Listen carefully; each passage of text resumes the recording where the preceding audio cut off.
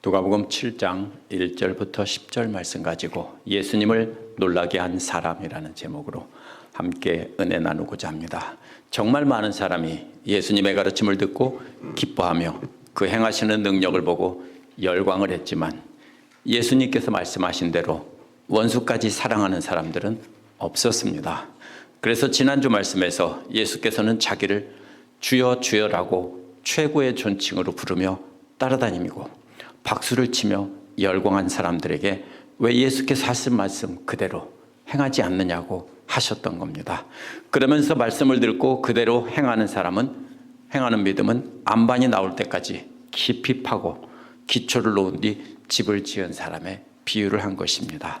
이제 오늘 말씀에서 누가는 바로 앞에 나온 예수께서 산자락에서 가르치신 말씀과 시간과 공간으로 분명히 연결해서 전하고 있습니다. 예수님의 말씀처럼 땅을 파듯 깊이 고통스럽게 참고 견디며 하나님과 이웃을 사랑한 사람의 본보기가 이 사람이라는 겁니다. 이 사람은 온 마음 다해 하나님을 사랑했기 때문에 고소득자가 아닌 초급 장교인데도 자비로 회당을 지어준 것이고 이웃을 자기 몸처럼 사랑했기에 자기 종을 살려달라고 예수님께 사람을 보내서 치료해달라고 한 것입니다. 1절부터 5절을 보면 하나님과 이웃을 사랑한 백부장이 나옵니다. 오늘 말씀은요, 예수께서 자기의 모든 말씀을 백성들에게 들려주신 뒤에라는 말로 시작합니다. 이 말은요, 가르침을 완전히 다 마치셨다는 겁니다. 그런데 이것은 시간적으로 앞부분과 연결이 됩니다. 바로 말씀을 다 마친 뒤에라는 뜻입니다. 뿐만 아니라 이어지는 내용은 말씀으로 가르친 것의 본보기를 보여주는 것이기 때문에 가르침의 내용에 있어서도 앞부분과 연결이 됩니다. 원어에서 들려주신 뒤에라는 말은요, 채워주신 뒤에라는 뜻입니다. 어디에 채워지냐면요, 귀에 채워주신 뒤에라는 뜻입니다. 누가복음 3장 5절에서는 모든 골짜기가 채워진다는 말에서 이 말이 나왔습니다. 깊은 골짜기가 흙이 가득 채워져서 평지가 되는 것입니다. 그것처럼 누가는 특별히 백성들의 귀에 하나님의 말씀을 가득 채워주셨다는 겁니다. 귀가 깊은 골짜기처럼 텅 비어 있었는데 거기에 하나님 말씀으로 가득 채워서 꽉 채워주셨다라는 뜻입니다. 채워주셨다는 말은요, 누가복음에서 대부분 하나님 말씀이 성취되었다라는 뜻으로 쓰입니다. 그런데 누가복음 4장 21절에도 보면 이 말씀이 너희 귀에 채워졌다는 표현이 또 나옵니다. 비슷한 표현입니다. 개역이나 새번역 모두 이러한 표현을 하나님 말씀이 성취되었다라고 번역했습니다. 그렇기 때문에 이 말씀이 하나님 말씀이 성취되고 완성되었다는 의미로 해석할 수 있습니다. 그런데 더 이상 이것은 말씀하실 것이 남아있지 않다는 뜻일 수 있습니다. 이 땅에 오셔서 하나님 말씀을 가르치신 것이 바로 구약의 예언의 성취인데 그 예언이 완전히 성취되었고 더 이상 하실 말씀이 남아있지 않았다는 것입니다. 마태복음 7장 28절에서는 끝마쳤다라고 했는데 누가는 귀를 가득 채웠다고 했습니다. 이렇게 서로 다른 표현을 쓴 것은 마태와 누가가 같은 자료를 보고서 말만 바꿔 쓴 것이 아닙니다. 같은 장면을 목격한 각각의 증인들이 각각 자신들의 말로 증언한 것을 나중에 글로 썼다는 증거입니다. 예수께서는 모든 말씀을 백성들의 귀에 가득 채워주신 뒤에 다시 가버나움으로 들어가셨습니다. 가버나움은 바로 앞에서 가르친 곳은 바로 가버나움 근처에 갈릴리 호숫가의 산자락이기 때문에 역시 공간적으로도 앞에 나온 장소와 연결이 됩니다. 그런데 어떤 백부장 하나의 종이 거의 죽게 되었다라고 했습니다. 근데 이 백부장은 본래 로마 군대의 100명을 다스리는 지휘관입니다. 가로 10명, 세로 10명씩 100명이 줄을 서서 방패와 창과 칼을 들고 이렇게 적과 싸우는 부대입니다. 그런데 이것이 당시에 로마 군대는 AD 44년 이후에나 갈릴리 지방에 로마 군대가 주둔했다는 역사적인 기록이 있습니다. 그렇기 때문에 이거는 헤롯 안티파스를 섬기는 이방인 출신의 군인일 것이라고 말하기도 합니다. 하지만 큰 규모의 부대는 공식적으로 갈릴리 주변에 없었을지라도 소수의 로마 군대가 있었을 가능성이 있습니다. 왜냐하면 여기는 식민지이고 세금을 걷어들여야 되는데, 그래서 불법적인 거래를 막고 관세를 거두기 위해서 소수의 로마 군대를 파견했을 가능성이 있습니다. 그래서 숫자는 많지 않았겠지만 백부장과 그의 부하들이 그 지역에 주둔했을 가능성이 분명히 있습니다. 여기 죽게 되었다는 말은요, 완수하거나 이를 성취한다는 뜻인데요, 문자적인 의미는 인생을 완수할 때가 거의 다 되었다, 이런 뜻인데 죽는다는 표현을 듣기 좋게 표현한 말입니다. 개역은 사랑하는 종이라고 원어의 말의 순서를 바꾸고 의미를 살려서 말을 바꿨습니다. 근데 세번역은 원어의 어순 그대로 2절 맨 뒤에 둔 뒤에 주인에게 소중한 종이었다라고 직역을 했습니다. 소중한 사랑하는 종이 아니라 이 말은 소중한 종이었다라는 뜻입니다. 소중한 종이라는 말을 사랑하는 종이라고 바꾸면 의미가 사라집니다. 이 말이 무슨 말이냐면요, 존경하는 사람 또는 아주 존귀하게 여기는 사람이란 뜻입니다. 근데 왜 사랑하는 사람이라고 바꿔 번역했습니까? 주인의 종인데 주인이 자기 종을 존귀하게 여기거나 존경하는 인물이라고 하면 말이 안 됩니다. 그래서 사랑한다고 바꿨는데요, 이거는 그렇게 번역하면 안 됩니다. 이것은 아주 귀한 보석이나 소중한 물건에 쓰이고요, 사람에 쓰일 때는 존경하는 인물, 아주 존귀하게 여기는 사람이란 뜻입니다. 베드로전서 2장 4절에서도요, 보배로운 산돌에서 산돌을 꾸미는, 보배롭다라는 말이 이 말입니다. 2장 6절에서는 요긴한 모퉁이돌이라고 해서 요긴하다는 말도 역시 같은 말입니다. 사람에게 쓰일 때는 백부장이 매우 존귀하게 여기는, 다른 말로 바꾸면 백부장이 존경하는 인물이라는 뜻입니다. 그래서 이 말이 소중하다는 뜻이라기보다는 보석처럼 이렇게 귀히 여기는, 존경하는 인물이라는 뜻일 가능성이 훨씬 높습니다. 근데 말이 잘 안 되니까 자꾸 사랑하는 종이라고 바꾸는 겁니다. 이 백부장은 유대교로 개종한 이방인입니다. 추측이지만 이 사람의 종은 유대인일 가능성이 높습니다. 왜냐하면 같은 로마인끼리 종을 삼지는 않습니다. 우리나라에서는 같은 한국 사람끼리 종을 삼는 일이 있었지만요, 다른 서양에서는, 고대에는 반드시 이웃 나라를 점령하거나 다른 나라를 정복하고 침략했을 때 또 포로로 잡아온 사람들, 이런 사람들을 종으로 썼습니다. 그래서 이 사람은 유대인일 가능성이 매우 높습니다. 로마인들은 유대인들을 매우 멸시하고 싫어했습니다. 더구나 여기서 종이라는 말은 아이라는 뜻인데요, 진짜로 어린아이라 아이라고 한 게 아니라 종을 보통 아이라고 불렀습니다. 젊은 종일 것입니다. 그런데 종은 하나의 도구로 취급했지 사람 취급을 하지 않았습니다.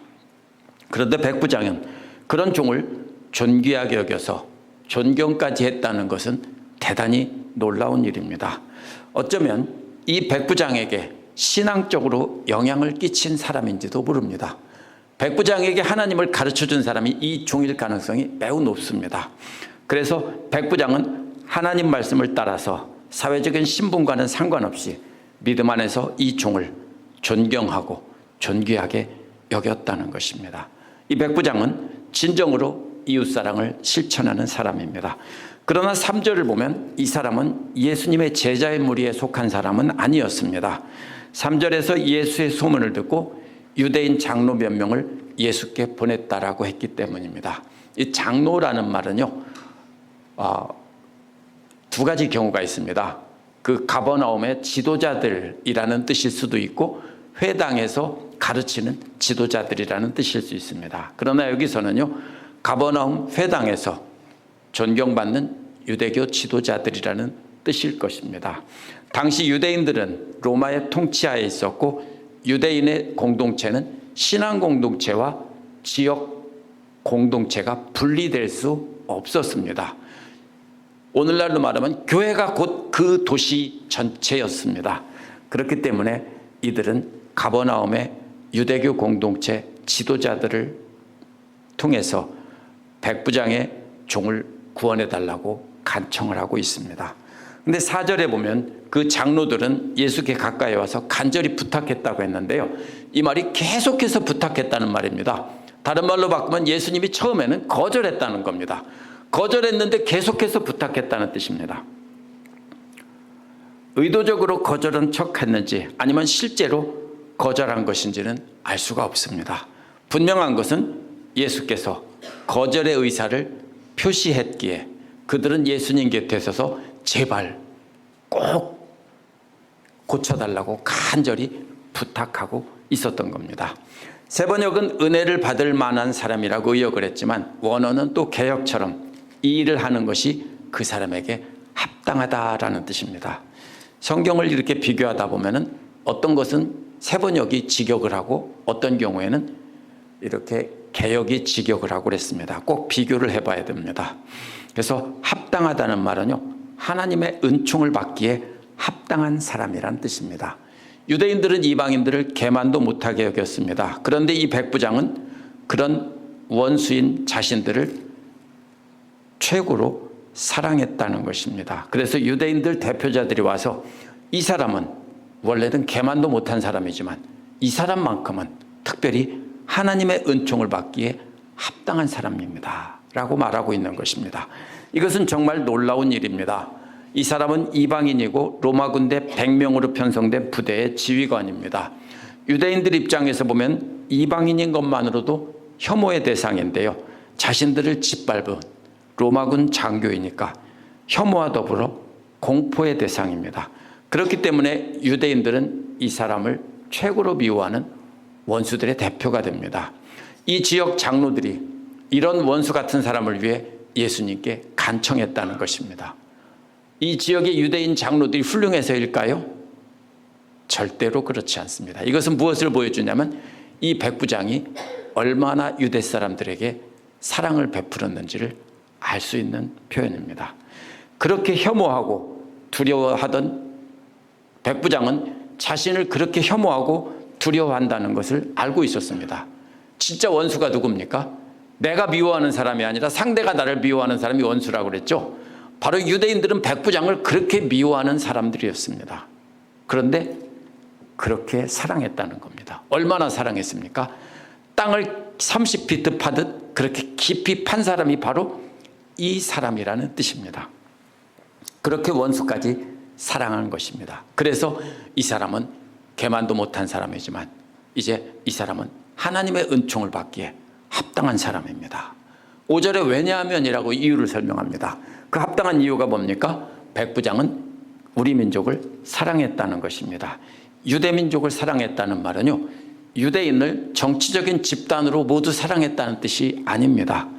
유대민족의 신앙을 함께 한다는 뜻입니다. 그래서 그는 유대민족들처럼 하나님을 사랑했다는 뜻입니다. 그래서 유대민족을 위해서 회당을 건축해 주었다는 겁니다.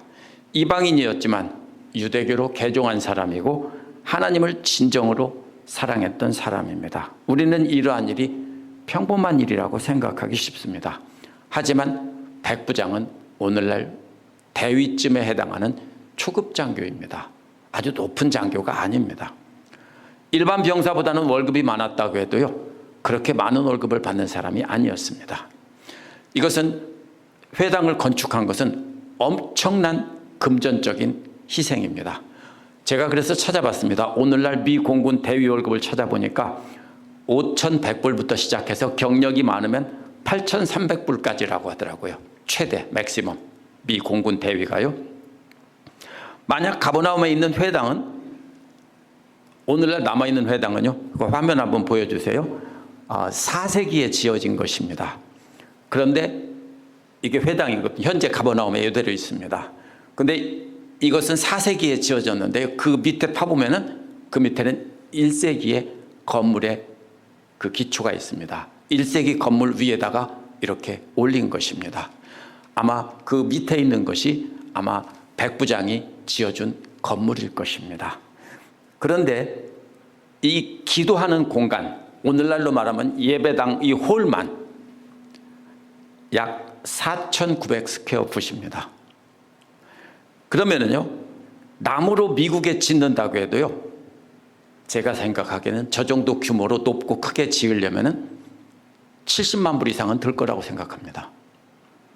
그런데 저렇게 돌로 짓는다면은요, 그 금액은 상상할 수 없습니다. 저렇게 돌을 깎아서 하나하나 쌓아서 짓는다면 이것은 엄청난 금액입니다.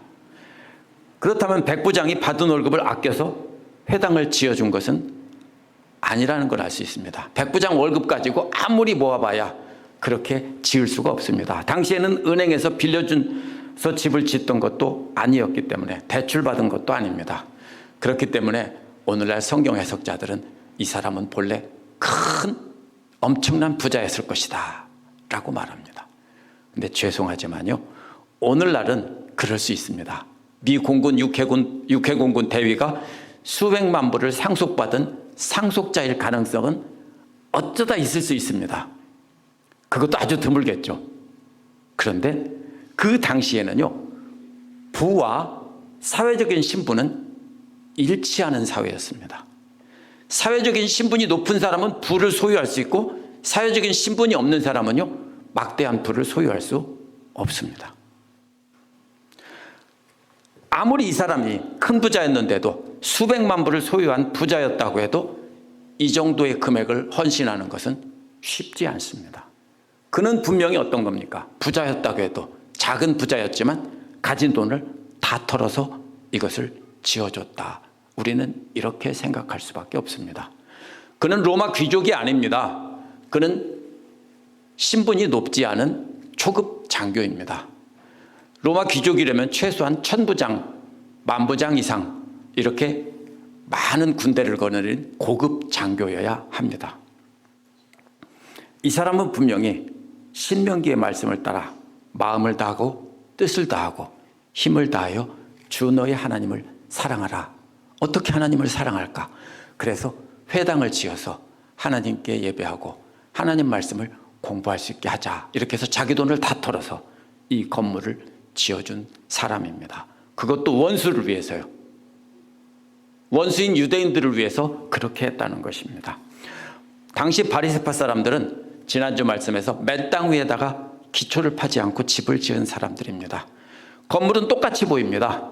이것처럼요, 수많은 사람 앞에서 율법을 지키며 자신들의 믿음의 건물을 자랑했던 것을 보여준 사람들입니다. 그러나 그들이 멸시하던 이방인, 이 백부장은 예수님 말씀대로 깊이 땅을 파고 반석 위에 집을 지은 사람입니다. 이 사람이 얼마나 고통스러운 노동을 견디면서 깊이 팠느냐. 아마도 저 지역을 30피트를 삽으로 맨 땅을 파는 고통과 같은 노력을 한 사람이라는 것입니다.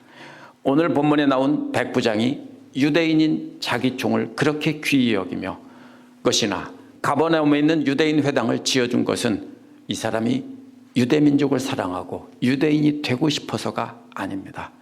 신명기에 나오는 대로 하나님 사랑과 이웃 사랑을 마음을 다하고 뜻을 다하고 힘을 다해서 했기 때문입니다. 그래서 이 사람은 아무것도 아닌 자기의 종을 그렇게 존귀하게 여기고 존경하며 사랑하는 것입니다. 하나님의 사랑을 표현하고자 거액을 들여서 회당을 지어준 사람입니다. 이 사람은 예수께서 말씀하신 대로 기초를 깊이 파는 고통을 감수하면서 원수까지 사랑하는 믿음의 본보기를 보여준 사람입니다. 두 번째로 6절부터 10절은 예수님을 놀라게 한 믿음을 가진 백부장이 나옵니다. 6절은 예수께서 유대 사람들의 장로들과 함께 가셨다고 했습니다. 예수께서 이미 백부장의 집에서 멀지 않은 곳에 이르렀을 때라고 했습니다. 멀지 않은 곳에 이르렀다는 말은요, 먼 거리를 갖지 않고 있을 때라는 것인데요, 신약 성경에서는 여기밖에 안 나옵니다. 근데 누가가 쓴 게 아니라 구약 성경에 보면, 또 외경에 보면 이러한 표현이 자주 나옵니다. 예수께서 백부장의 집으로부터 멀리 떨어져 있지 않았을 때 백부장은 사람을 보내서 더 이상 수고하지 말라고 합니다. 수고한다는 말은요, 가죽을 벗긴다는 뜻입니다. 본래 어떨까요? 가죽을 벗기면 고통스럽겠죠? 아프겠죠? 바로 그런 뜻입니다. 이것이 다른 동물의 가죽을 벗기는 것인지 내 가죽을 벗기는 건지 모르지만 어쨌든 고통스러운 일이기에 이것은 비유적으로 쓰일 때는 괴롭게 하지 말라라는 뜻입니다. 가죽을 벗기지 마십시오. 괴롭게 하지 마십시오. 이런 뜻입니다. 백부장까지 집까지 거리가 얼마 안 남았다고 했는데 왜 그것이 예수님을 그렇게 괴롭게 하는 것입니까? 이어서 이유를 설명하는 말이 나옵니다. 왜냐하면 예수께서 자신의 지붕 아래로 들어오시기에 자신은 충분하지 않다라고 했습니다. 예수님이 자기 집 지붕 아래로 오시는 것을 감당할 수 없다라는 겁니다. 쉽게 말하면 이런 뜻입니다. 우리 집이 여기에 있는데 바로 예수님이 여기 키슬러 부대 정문 앞에까지 오셨습니다. 그런데 더 이상 오지 말라는 겁니다. 그 거리 때문에 힘드니까 오지 말라는 뜻이 절대로 아닙니다. 두 가지로 해석할 수 있습니다. 당시 유대인들은 이방인의 집에 들어가는 것을 불편하게 여겼기 때문에 라고 해석하기도 합니다. 또 백부장이 침례 요한처럼 자기를 겸손히 낮추는 표현이라고도 합니다. 백부장은 유대인인 예수께서 이방인인 자기 집에 들어오지는 것이 편안하지 않을 것으로 생각해서 괴롭게 하지 말라는 뜻도 분명히 있을 겁니다. 그런데 3절에서 5절에 보면 유대 사람들의 장로들은 백부장이 유대 민족을 사랑하는 사람이라며 그 종을 치료해달라고 간청을 했습니다. 유대 사람들의 장로들은 이미 백부장을 존귀히 여기고 높여준 것입니다. 6절에서 유대인 장로들은 이미 예수님을 모시고 백부장의 집으로 가고 있었습니다. 그렇다면 유대인 장로들은 백부장을 부정하다고 여긴 것은 아닙니다. 이어지는 7절에 보면 백부장은 자신의 예수님을 향해 갈 자격도 없다고 했습니다. 예수님이 자기에게 오는 것도 감당 못하지만은 자기가 예수님께 나아가는 것도 감당할 수 없다고 했습니다. 그렇다면 이것은요, 제의적으로 부정하다라는 말로는 설명이 불가능합니다. 왜냐하면 열린 공간에서 이방인을 만나는 것 자체가 부정하다고 하지는 않았기 때문입니다. 이것은 분명히 무슨 뜻이냐면요, 예수님은 한없이 높이고 자기는 한없이 낮추는 표현입니다. 나는 너무나 낮아서 우리 주님을 어떻게 합니까? 내 집에 모시는 것도 어렵고 내가 가서 주님을 만나는 것조차도 너무 부담이 됩니다. 이런 뜻입니다. 그래서 귀하신 주님께 조금도 불편함이 없게 해드리고 주님을 최대로 높이려면 내가 낮아지는 겁니다. 우리가 다른 사람을 높여주려면 어떻게 합니까? 높은 곳에 그분을 올려놔도 됩니다. 그렇죠? 여기서 제일 높은 곳은 여기겠네요. 여기다 올려놔도 됩니다. 그러나 다른 방법이 또 뭐가 있습니까? 납작 엎드리는 것도 있습니다. 어떻게 합니까? 상대를 높일 때는 나를 낮추는 것입니다. 그래서 이 백부장은 자신을 한없이 낮추면서 주님을 최고로 높이려고 하는 표현입니다. 백부장이 예수께서 단지 말씀만 하시면 자기 종이 나을 것이라고 하고 뒤에 8절은 왜냐하면 이렇게 말합니다. 자신도 권위 아래에 있는 사람이고 자신의 아래에도 병사들이 있다는 것입니다. 이 사람에게 오라고 하면 오고 저 사람에게 가라고 하면 간다는 겁니다. 자기 종에게 이것을 하라고 하면 한다는 겁니다.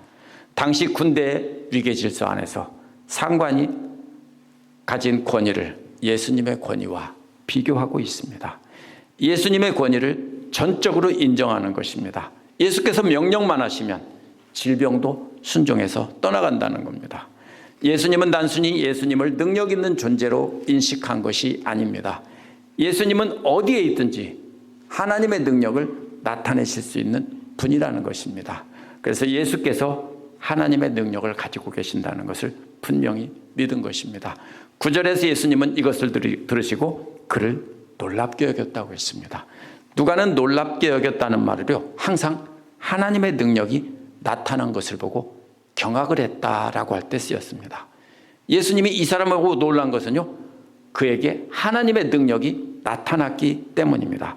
따라서 예수께서 백부장을 보고 하나님의 능력이 그에게 나타난 것을 보고 경악을 하셨다는 겁니다. 이방인인 백부장이 예수님을 전적으로 믿고 그 권위를 인정하는 것은 하나님의 기적적인 능력이 아니면 절대로 있을 수 없는 일입니다. 그래서 예수께서도 기절할 만큼 깜짝 놀랐습니다. 그래서 뒤를 돌아보고 따라오는 무리들을 향해서 말씀하셨습니다. 그 무리들은 유대인의 장로들과 또 예수님의 제자들과 또 기적을 행하는 것을 보려고 따라오던 유대인들입니다. 예수께서 유대인 무리들에게 말씀하시기를 내가 이스라엘 중에서도 이만한 믿음을 가진 사람을 본 적이 없다라고 했습니다. 하나님의 능력이 이렇게 기적적으로 나타난 믿음을 가진 유대인은 단 한 번도 만나본 적이 없다는 것입니다. 예수께서 하나님의 권능을 말씀과 기적을 통해 유대 사람들에게 많이 나타나셨습니다. 하지만 이 백부장처럼 예수님을 통해서 하나님의 능력을 믿고 의지하는 유대 사람은 한 번도 본 적이 없다는 것입니다. 복음서에 보면 예수께서 간혹 어떤 사람을 칭찬한 경우는 있습니다. 그러나 오늘 말씀에 나온 백부장처럼 이스라엘에서도 이만한 믿음을 본 적이 없다고 칭찬한 것은 아주 특별한 것입니다. 다음에 나오는 나인성 과부의 아들을 살린 이야기는 과부의 믿음과는 상관없습니다. 믿음이 있어서가 아니라 예수님께서 불쌍히 여겨서 살려주신 겁니다. 근데 오늘 말씀에 나온 백부장은 그 믿음을 보고 그 종을 치료해 주신 이야기입니다. 어떤 믿음을 보고 그 종을 치료해 주셨을까요? 앞에서 나온 내용을 정리해 본다면 첫째는 백부장의 겸손입니다. 진정한 겸손은 백부장에서 찾을 수 있습니다. 그는 예수님을 자신의 지붕 아래 들어오는 수고하시게 하시는 것을 감당할 수 없다고 했습니다. 자신도 열린 공간에서 예수님 앞에 나갈 자격도 없다고 했습니다. 이것은 무엇이냐면요, 자신을 예수님 앞에서 최고로 낮춘 것이었습니다. 그러나 4절에서 유대인 장로들은 백부장이 예수님께 은혜를 받을 만한 자격이 있는 사람이라고 했습니다. 따라서 진정한 겸손이란 무엇입니까? 사람들에게 최고로 훌륭한 믿음으로 백부장처럼 칭찬을 받지만 그럼에도 불구하고 자기는 아무 자격도 없는 자라고 인정하고 최고로 낮추는 사람입니다. 말로만 겸손히 낮추는 것이 아니라 진정으로 자기를 낮추는 것이 진정한 겸손이고 그것이 진정한 믿음입니다. 엄청난 헌신을 하고도 자신은 예수님의 신발끈을 풀 자격도 없다고 진심으로 고백하는 것이 진짜 겸손입니다. 두 번째는 백부장의 믿음입니다. 백부장은 자신이 오라고 하면 오고 가라고 하면 가는 사람이 있는 것처럼 예수님도 말씀만 하시면 분명히 그대로 된다는 믿음을 갖고 있었습니다.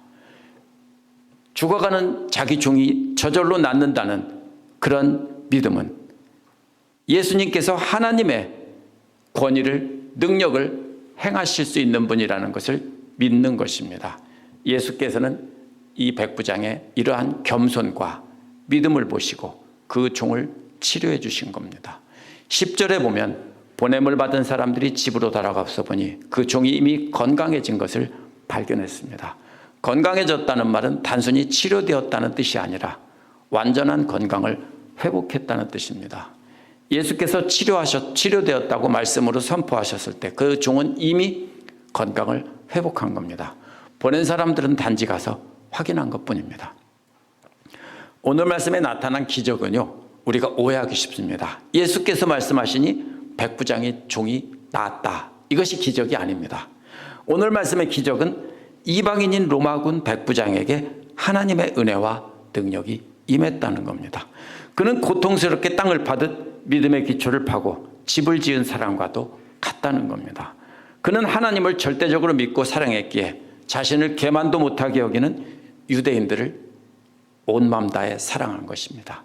전에 말한 것처럼 예수님께서 말씀하신 원수 사랑은 내가 미워하는 사람이 아니라 나를 죽도록 미워하는 사람들을 사랑하는 것입니다. 이 사람은 그렇게 자신을 미워하는 원수들인 유대인들을 끝까지 사랑한 것입니다. 믿음이란 무엇입니까? 처음에는 머리로 아는 것이고요, 그 다음에는 가슴으로 내려와서 느끼는 겁니다. 마지막에 뭡니까? 손으로 행동하는 것입니다. 만약 이 사람이 유대민족을 진정으로 사랑한다고 하고 회당을 지어주지 않았다면 그 사랑은 무엇입니까? 립 서비스에 불과합니다. 그래서 백부장처럼 물질로 표현되지 않은 사랑은요, 맨 땅 위에 집을 짓는 것과 같은 것이고요, 겉모습만 그럴듯하게 꾸미는 외식하는 자입니다. 하나님의 역사는 하나님의 능력이 인간의 믿음과 만나는 자리에서 일어납니다. 하나님께서 은혜와 능력을 베풀고 싶어 하셔도 그것을 거부하는 사람에게는 강제로 내리지 않습니다.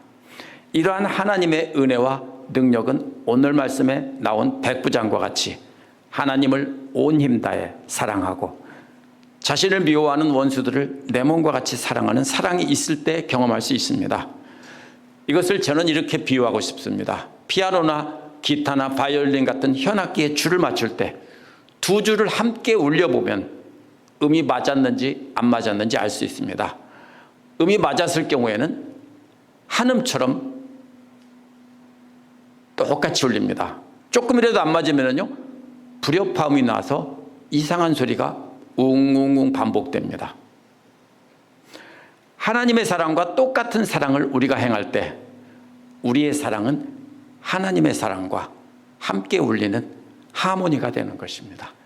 그러면 우리는 하나님의 능력과 하나로 연결됩니다. 마치 새 집을 지었고 모든 공사를 마쳤는데 아직 전기가 들어오지 않은 집과 같은데 거기에다가 전기를 연결하는 것과 같은 것이 바로 그런 것입니다. 우리가 하나님을 지식으로 아는 것이 아니라 하나님의 사랑을 우리가 마음으로 알고 행동으로 옮겨서, 그렇게 되면 하나님의 사랑과 우리의 사랑이 하나가 될 때 우리는 하나님의 한없는 은혜와 능력을 경험하는 것입니다. 이 백부장처럼요.